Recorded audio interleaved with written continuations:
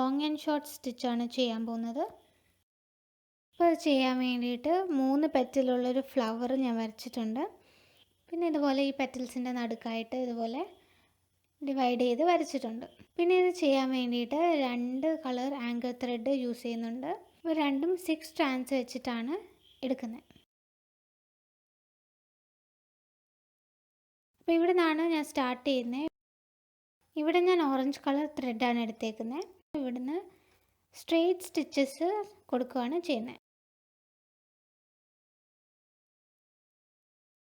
നമ്മൾ മാർക്ക് ചെയ്ത വരയുടെ അടുത്തായിട്ട് വരുന്ന പോലെ വേണം ഈ സ്റ്റിച്ചസ് ചെയ്യാൻ വേണ്ടിയിട്ട്.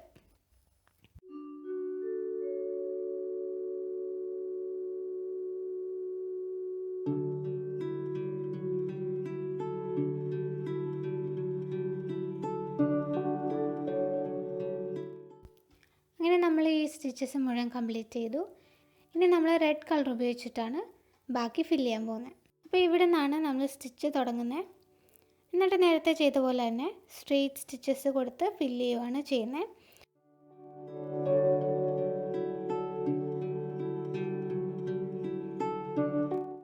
അപ്പോൾ നമ്മൾ ഇവിടെ സ്റ്റിച്ചസ് കൊടുക്കുമ്പോൾ ഇതുപോലെ നമ്മൾ നേരത്തെ ചെയ്ത ആ ഓറഞ്ച് കളർ ത്രെഡ് വെച്ചിട്ട് ചെയ്ത സ്റ്റിച്ചസിൻ്റെ ഇടയ്ക്കൂടെ ഇതുപോലെ നമ്മൾ സ്റ്റിച്ചസ് ചെയ്ത് കൊടുക്കണം.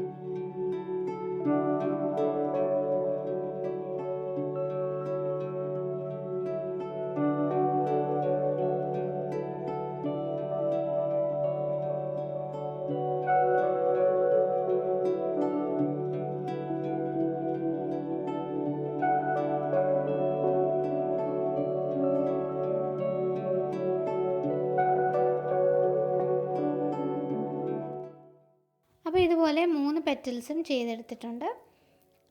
പിന്നെ അതിൻ്റെ കൂടെ ഞാൻ ഇവിടെ 2 ലീഫും വരച്ച് വെച്ചിട്ടുണ്ട്. അപ്പോൾ ഇനി അത് ഫില്ല് ചെയ്തെടുക്കാം.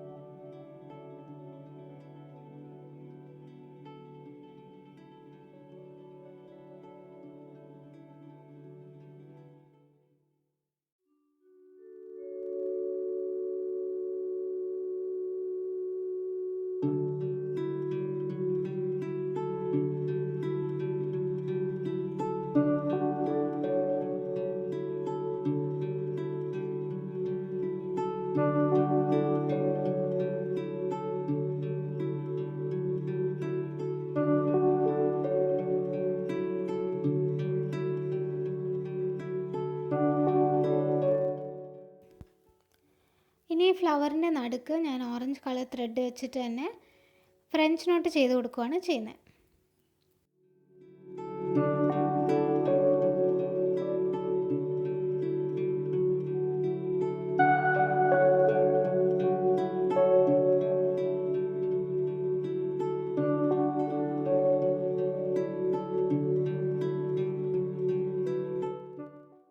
അപ്പോൾ ലോങ് ആൻഡ് ഷോർട്ട് സ്റ്റിച്ച് എല്ലാവർക്കും മനസ്സിലായെന്ന് വിചാരിക്കുന്നു. അപ്പോൾ ഇനി അടുത്ത വീഡിയോയിൽ കാണാം.